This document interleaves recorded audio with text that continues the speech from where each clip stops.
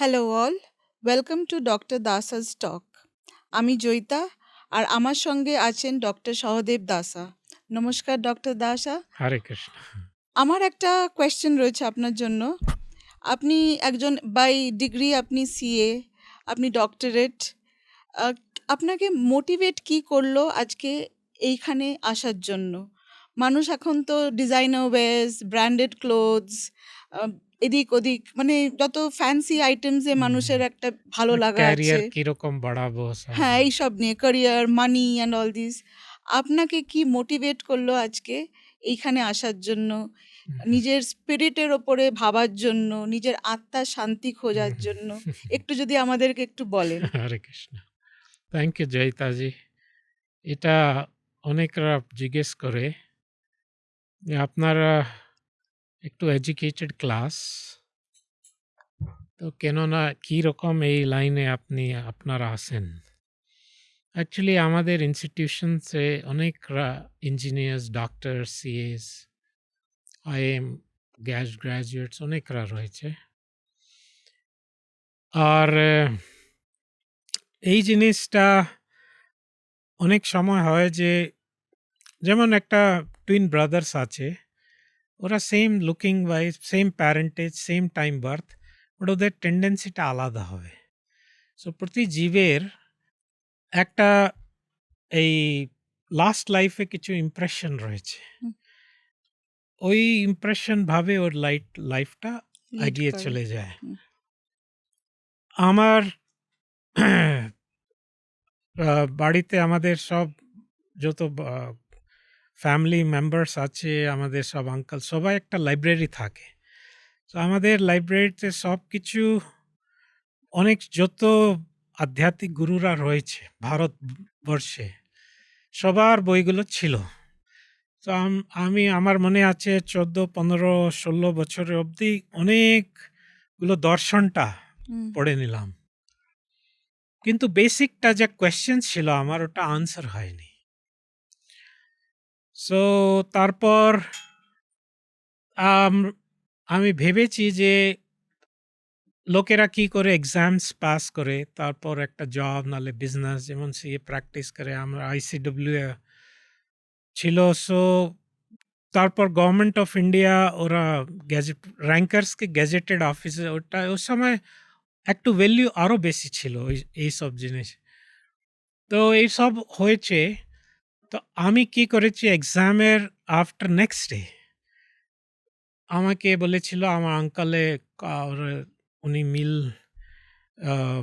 ওনার industry ছিল ওখানে, গিয়ে তুমি এই ট্রেনিং করো এখন। তো আমি তো বাস জয়েন, পড়াশোনার সময়ে আমি কানেক্ট হয়ে গিয়েছিলাম আমার হরে কৃষ্ণা। তো ফিলসফি আমি যত পড়েছি পন্থ, আপনি যদি যে কোনো মতের, এখন ভারতে যত আছে লাস্ট 100 ইয়ার্সে, যে কোনো মত থেকে যে কোনো প্রশ্ন জিজ্ঞেস করবেন, আমি বলে দেব। কিন্তু তারপর যখন আমি চৈতন্য দেবের ফিলসফিটা পড়েছি, তখন আমি কনভিন্স হয়েছি, আমার সব কোয়েরিটাস ওখানে আনসার হয়ে গেছে। চৈতন্য মহাপ্রভু আর যিনি আচার্য, ওনার লাইনে যে দিয়েছেন, আমাদের যেমন ফাউন্ডার হচ্ছেন প্রভুপাদ, স্বামী প্রভুপাদ, ভক্তিবেদান্ত স্বামী, এনার রাইটিংটা খুব কনভিন্সিং। সেই জন্য আমরা দেখতে পাচ্ছি যে এই যে চৈতন্য দেবের রাস্তাটা, এটা হচ্ছে ইউনিভার্সাল রিলিজন। সেই জন্য এমন দেশ নাই যেখানে ভক্তরা হচ্ছে না, এমন দেশ নাই। আমি তো অনেক ট্রাভেল করেছি, দেখেছি দূর কত দূর সব যত মানুষ আছে। আমার যেমন একটা বন্ধু আছে, উনি ইন্দোনেশিয়া কলিমান্টান আইল্যান্ড, একটা রিমোট খুব জঙ্গলে আইল্যান্ড, আমাকে ফ্যামিলি ফটো দেখাচ্ছিল। দেখো আমার, আমি বললাম, ও কত বড় ফ্যামিলি। না, হাফ ডেড আছে, হাফ অ্যালাইভ আছে, মানে ওরা হাফ ডেডকেও বাড়িতে রাখে, মামিফাই করে। ওহ। তারপর বলেছে আমরা তো এই ক্যানিবালস ছিলাম। হুম। ওই ছোট ছিল তো ওই গ্র্যান্ডমার গ্র্যান্ডপা একটা ব্রিটিশকে ধরে নিয়েছে, বলে আমি তো ফিঙ্গার খেয়েছি ছোটবেলায় মানুষের, আর বলে পোক মতন হয় মানুষের মাংস। এখন ওই বাড়িতে ওরা সব ভেজিটেরিয়ান আছে। সব ঠাকুরের নাম নেয়, সব পুজো করে। আমি এরকম জায়গা গিয়েছি যেখানে আমরা রাত্রিতে পৌঁছেছি খুব দূর, মানে শিপ ২-৩টে শিপ ধরে তারপর ড্রাইভিং করে এমন জঙ্গলে একটা গ্রামে এসেছি। হ্যাঁ? আর ১১টায় আমি ভাবলাম মঙ্গলা আরতি হয় পুরো বিশ্বে ৪:৩০টায়। আমি ভাবলাম এখন তো আমি ২ দিন থেকে ট্রাভেল করলাম, ঘুমাবো। তারপর ভাবলাম এরা কি ভাববে? এরা দেখো স্বামীজি প্রভু এসছে আর মঙ্গলা আরতি করছে। যাই হোক যে লোক হলো, আরে আমি দেখেছি যে ওরা পুরো গ্রামটা এসে গেছে। ৬ মাস থেকে বাচ্চা থেকে 80 ইয়ার্সের। ৪:৩০ ওরা সবে উঠে যায়। ৪টে-৩টে উঠে পুরো গ্রামটা ভক্ত হয়ে গেছে। এরকম আমি দেখেছি মুসলমান দেশের এরকম। তো এই রাস্তাটা হচ্ছে, এই জিনিসটা হচ্ছে ইউনিভার্সাল একটা রিলিজিয়ন। সেই জন্যে আমি যখন এইটা আই কাম অ্যাক্রস, তাহলে আমার খুব কনভিকশন হয়ে গেছে ডিউরিং স্টাডিজ। তারপর আমার অত স্টাডিজটা ইন্টারেস্ট ছিল না, কি হবে। কেননা আমরা যখন একটা অবজেক্টিভলি দেখে কি লাইফে হয়, অবজেক্টিভলি দেখতে একটা ডিগ্রি লোকেরা নেয়, তারপর একটা ভালো জব বা বিজনেস কিছু হয়। যেহেতু আমরা হচ্ছি রাজস্থান অরিজিন, তো আমরা অনেক লোকেরা ইন্ডাস্ট্রি লাইনে, বিজনেস লাইনে বা প্র্যাকটিস, যেমন সিএ তো প্র্যাকটিসে যায়, জব যায়।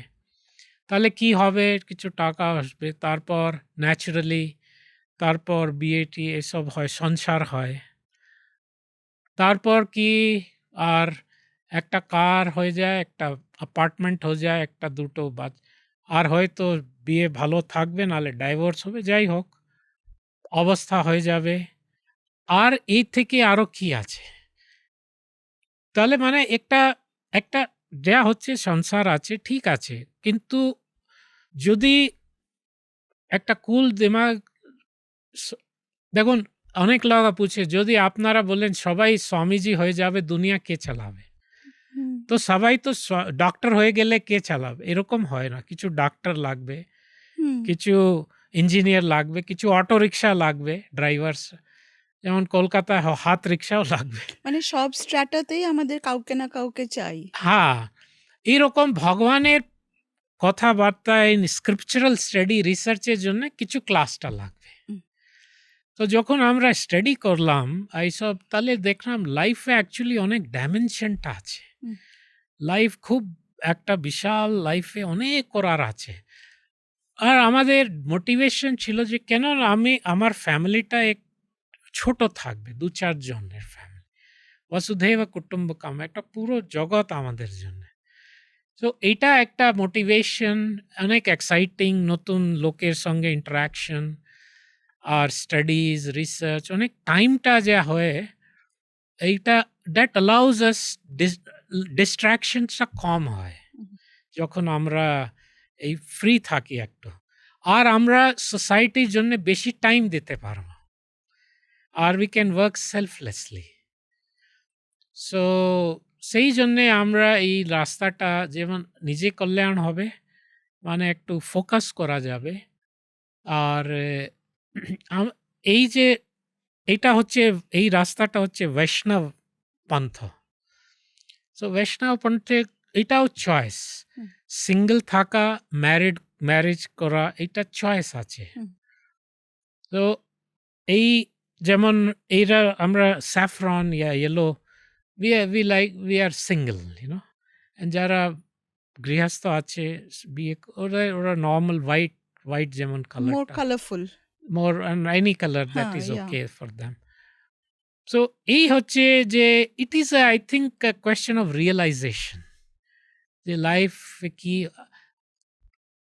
যদি আপনি সিরিয়াসলি যদি কেউ ভাবতে পারে যে কেন আমরা এখানে এসেছি, কি কোথায় জীবনের উদ্দেশ্যটা কি, কেন এই জগৎ তৈরি হয়েছে, কে কি করেছে, এইসব if you metaphysical questions if আমরা যদি জিজ্ঞেস করতে পারি তাহলে এটা খুব বড় একটা আলাদা ডাইমেনশন লাইফে চলে যায়। কেন এই যে মানুষ মানুষ আর যত স্পিসিস গুলো আছে এইগুলো এক জিনিস খুব কমন, বলা হচ্ছে আহার নিদ্রা ভয় মেতনম সামান্যম এতৎ পশুভি নরাণাম, মানে খাওয়া খাওয়া দাওয়া, নিদ্রা ঘুমানো, আহার নিদ্রা ভয়, ভয় মানে ডিফেন্স। আমাদের বম এই ফাইটার প্লেন সব আছে, ওদের ক্লজ আছে, হর্নস আছে, টিথ আছে, ওরাও ডিফেন্স করে নিজে হিসাবে ভয়। তারপর মাইথুনম মানে এটা ফ্যামিলি ক্রিয়েট করা, এইসব আছে। তো আহার নিদ্রা এইগুলো ফ্যামিলি, বিজনেস, খাওয়া দাওয়া, ঘুমানো, এরা সবই করছে। কিন্তু মানুষ জন্মে একটা স্পেশালিটি রয়েছে যে আমরা ভাবতে পারি, হুম we can introspect, we can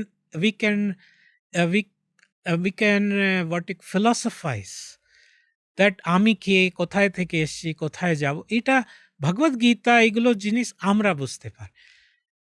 কিন্তু অ্যানিমালস গুলো অনেক ইন্টেলিজেন্স রয়েছে, যেমন dogs they can smell much better, birds, vultures and all can see from 5 miles, ওরা দেখতে পারবে একটা ইঁদুরকে। হুম অ্যানিমালস খুব শার্প রয়েছে নিজে নিজে, কিন্তু মেটাফিজিক্স ওরা ইমাজিন করতে পারবে না যে আমি কে, কোথায় থেকে, এসব। তো যদি বলা হচ্ছে যে মানুষ রূপে যদি আমরা এই না করি তাহলে হচ্ছে আমরা হচ্ছি দ্বিপাদ পশু, মানে আমরা তাহলে তো যত পশু যা করছি ওটাই করছি পলিশ টানে। যেমন একটা যা রাস্তায় ওই রয়েছে, এখন একটা অ্যাপার্টমেন্টে, তফাৎটা কি হলো, মানে ওরা রোডে খেয়ে রোডে ঘুমাচ্ছে, কিন্তু হয়তো আমরা এসিতে অত ভালো ঘুমাতে পারছি না, এসিতে অনেক টেনশন, ইএমআই, জব, অনেক টেনশন রয়েছে। হয়তো হতে পারে ও টেনশন নেই পশু, ওরাও ফ্যামিলি, আমাদের এইরকম, সেটা পলিশড একটা মানে একটা অ্যানিমাল। এনভায়রনমেন্ট আর ওরা হচ্ছে গ্রস, ওটা হুম ক্রুড, হুম আমরা পলিশড। কিন্তু মানুষের যে ফ্যাকাল্টিজ আছে একটা এক্সট্রা, একটা ফিলসফিতে যাওয়া, একটা মানে শাস্ত্রগুলো, একটা একটা ইনকোয়ারি, ইনকুইজিটিভনেস, ইউনো। সো সেটা না হলে এইসব ডেইলি রুটিন যা চলে, সেই জন্য আমরা এইটা ডিসিশন ছিল কি না, যাই হোক স্টাডিজ তো ডিগ্রি কাজ লাগে, মানে in the sense it makes, যদি আমরা যাই যখন ইউনিভার্সিটি এঙ্গেজমেন্টস অ্যান্ড, তো কোয়ালিফাইড হলে ওরা মানে they listen to you better. একটা প্রশ্ন, হ্যাঁ জি। সেটা হচ্ছে আপনি যখন চুজ করলেন, ইটস হুম। ইয়ার চয়েস, যে আপনি চৈতন্য মহাপ্রভুর নাম নিয়ে আপনি আপনার রিমেনিং লাইফটা চালাবেন, ফ্যামিলি সাইড থেকে বা কোথাও থেকে কোনো অবজেকশন বা আচ্ছা, কিছু এসেছিল, আচ্ছা। And how you overcome those okay, things? Thank you. এটা ভালো প্রশ্ন। এটা আমি ইমাজিন করেছি যখন আমরা কি করেছি, আমি আমার ইনভলভমেন্টটা একটু আন্ডারগ্রাউন্ড রেখেছি। যেমন চ্যান্টিং করতাম, সেটা ছাতের উপর না আলাদা, ওদের কেন প্যারেন্টস, সবই প্যারেন্টস চাইবে যে ছেলেগুলো আমাদের ভালো সেটেল হয়, সব দ্যাট ইজ ন্যাচারাল। সো এরা আমি আন্ডারগ্রাউন্ড রেখেছি, তবে ওদেরকে একটু সেন্স এসছিল যে তারপর তারপর ওরা দে কুড নট ইম্যাজিন কি যখন আমি হঠাৎ করে একটু চিঠি লিখে আমি কি এখন আমি ইসকন একটু হরে কৃষ্ণতে, তো একটু শক ছিল কিছু। তারপর আমার বাবা গিয়েছে, আমার আঙ্কেলটা খুব বড় ডোনার মায়াপুরে, উনি তো ওনার কাছে গিয়েছিলেন, উনি সবচেয়ে বড় রাধাপাদ প্রভু ছিলেন, ওরা কাছে গেলেন। তাহলে আমি ওই সময় মায়াপুরে গিয়েছি, উনি আমাকে ডাকালেন, ওনার পার্মানেন্ট রুম ছিল। উনি বললেন, দেখো তুমি জয়েন করেছো, আমি জানতাম না জয়েন করেছো, ভালো, কিন্তু এখন আমরা একটা ফ্রুট ক্যানিং ফ্যাক্টরি করব, এক্সপোর্ট ইউনিট, তুমি লিখবে, আমি ইনভেস্ট করে মন্দিরের সেবা भी হবে, আমি বললাম, "আঙ্কেল আমার এই বিজনেস আমার তো একটু আলাদা ইন্টারেস্ট আছে। আমি actually fine arts, music, research ওটা আমার।" তো ঠিক আছে। তো তারপর আমি আমাক দেখা হয়েছিল। আমি বললাম, "দেখুন এখন আমার এটা ইন্টারেস্ট আছে হুম, এই লাইনে।" হুম, ঠিক আছে। কিছুদিনের পর ওরা অ্যাডজাস্ট করে নিয়েছে। যেমন অনেক ছেলেরা যায় আর্মিতে, হুম, ওরা বর্ডারে অনেক এখানে তো এরকম না যে মা-বাবার সঙ্গে থাকতে পারবে না, এসব কিছু নেই। তো তারপর এখন তো ওরাও এখানে আমার সঙ্গেই মানে আমার আন্ডারেই থাকে। হুম। So they were after few days they adjusted ki accepted. okay, if he is happy, hmm, hmm. then we are happy also. ওটা জেনারেলি সব প্যারেন্টসদেরই চাহিদা If যে he is our happy child should be doing good happy. thing, Yeah. then okay, all right. If that's your choice, so hmm, they adjust করেছে। তারপর উম ওরা actually এখন old age, so আমার কাছেই ওরা, I mean they are under my care only. yeah. So and of course Lord is looking after, but তো এরকম I think তারপর আমাদের অনেক পরিবারে হয় অসুবিধা। ওরা বুঝতে চায় না। হুম, আমাদের এখানে যেহেতু রাজস্থানে অনেক এই বৈষ্ণব কালচার রয়েছে। তারপর আমাদের এইসব কিছু philosophical আন্ডারস্ট্যান্ডিং। আ আমার প্যারেন্টস আমার গ্র্যান্ডমাদার কাছে গিয়েছিল। মা-বাবা, গ্র্যান্ডমাদার। উনি মানে my own grandmother passed away few years back, but উনি আন্টি। হুম, উনি একই বললেন, "আরে ওর তো ভালো কাজ হয়েছে তো। ছেলেটা যদি সেবা করছে ঠাকুরের।" মানে কত শাস্ত্রে বলা হয় কত জেনারেশন, মানে উনি খুব খুশি ওদেরকে হয়েছিলেন। মানে so they also felt all right, উনি খুব খুশি হয়েছিলেন। হ্যাঁ, এটা আমার আপনি গ্র্যান্ডমাদারটা উনি খুব খুশি, ফাদারস আন্ট। তো এরকম আই থিংক ফ্যামিলি ব্যাকগ্রাউন্ড কিরকম আছে। যেমন একটা আমি অ্যা আমার একটা বন্ধু ইনি আছে এই মানে জানাশোনা ভক্ত, উনি একটু এক্স আইআইটিয়ান, আর উনি হচ্ছে ভোপালে। হুম, ওর বাবা-মাটা কিরকমই বুঝতে পারে, মানে they can't accept it and they are politically very connected. Okay. ওরা কি করেছে অনেকবার ওকে কিডন্যাপ করে নিয়েছে। হুম, কিডন্যাপ করে লক করে রাখে দেয়। উনি বললে, "খাবে না, না খাবে থাকো।" ৫ মাস ৭ দিন ওই না খেয়ে থাকলো। মানে ওরা বুঝতে চায়। তখন উনি ওই ছেলেটা হাইকোর্টে গিয়েছে যে, "আমি হচ্ছে মেজর। আর আমার ইচ্ছা আছে।" তো হাইকোর্ট পুলিশকে বলেছে, "না তোমরাও হেল্প করবে না প্রেশার আসলেও।" তো অনেক ফ্যামিলিতে থাকে এরকম, depends on the culture of the family. তো স্বামীজি এই যে আপনি নিজেকে মহাপ্রভুর নিজেকে দিয়েই দিয়েছেন হুম, হুম, মহাপ্রভুর হুম, আন্ডারে। আপনার আহ, আপনি আপনার যে জেনারেল ডে হুম, দিনটা ওকে, কিরমভাবে কাটান? ওকে, মানে আপনার কি ধরনের বই পছন্দ, আপনার হুম, কি কি আপনি করেন, হুম, হুম, আপনার লাইফস্টাইলটা একটু যদি আপনি আমাদেরকে জানান। ওকে। আমি আমি এখানে আমার যে সেন্টার আছে সিকান্দ্রাবাদ, ওটা আমি হচ্ছি প্রেসিডেন্ট। আর তো আমার অফিসিয়াল রোলটা, তারপর আমাদের আছে একটা ISKCON we call it ISKCON India continental committee, ইন্ডিয়ার কমিটি। ওটা আমি হচ্ছি চেয়ারম্যান। তো এটা আমার একটু অফিসিয়াল রোলস রয়েছে। তারপর পার্সোনাল লাইফ আমাদের একটু সকালে আর্লি শুরু হয়। হুম, অনেক কিছুদিন হতে পারে খুব লেট রেস্ট হয়েছে এরকম অনেক থাকে অফিসিয়াল এনগেজমেন্ট কিছু। তাহলে আমাদের সব জেনারেল ফার্স্ট প্রেয়ার হচ্ছে 4:30 সকালে। কেন সকালে যেমন এখন আমাদেরকে আসতে ১ ঘন্টা লাগবে, ওই সকালে ২০ মিনিটে হয়ে যাবে। কেন হাইওয়েজটা ক্লিয়ার থাকে। এরকম সকালে আমাদের ব্রেনের হাইওয়েজগুলো ক্লিয়ার থাকে। সো সকালে প্রেয়ার্সটা খুব ইম্পোর্টেন্ট। সব মন্দিরে সাইবেরিয়া যাবেন, ব্রাজিল সব মন্দিরে ৪:৩০ টায় প্রেয়ার্স হয়। ওকে মঙ্গলা আরতি বলে। হুম, ওটা হলো তারপর তারপর আমাদের জপ থাকে হুম, সকালে। হরে কৃষ্ণ মন্ত্রা 16 রাউন্ডস এটা হয়। আর তারপর ডায়েট যার মানে ব্রেকফাস্ট, জেনারেলি 8-9 যার যেরকম হয় 8-9, 9:30 ব্রেকফাস্ট, ব্রাঞ্চ যেরকম নেয় লোকেরা।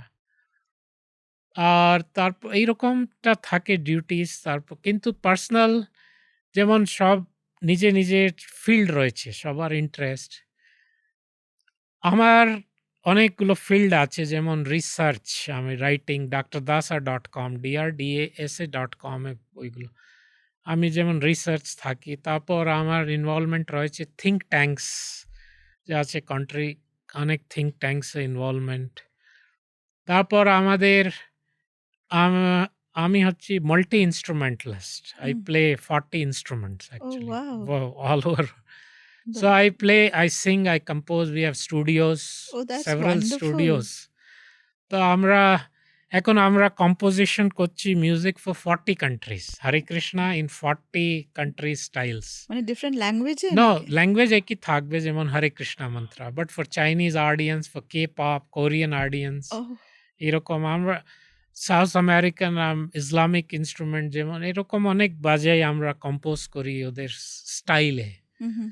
তো এরকম অনেক রিসার্চ এইসব মিউজিক সাইড। কেন মিউজিক হচ্ছে একটা ভালো মিডিয়াম। হুম।